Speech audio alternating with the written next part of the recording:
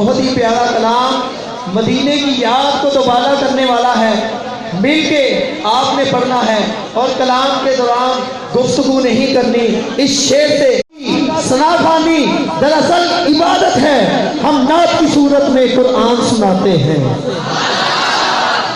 مل کے جس کو یہ کلام آتا ہوگا ہمارے ساتھ مل کے جھوم کے یہ کلام پاک پڑھے۔ یا اللہ وسلم حبیب اللہ۔ درود پڑھنے سے ثواب ملتا ہے، ابھی آپ درود نہیں پڑھنے سے ثواب کا جواب ملتا ہے۔ ابھی بھی نہیں پڑھیں گے، مل کے بولو صلی اللہ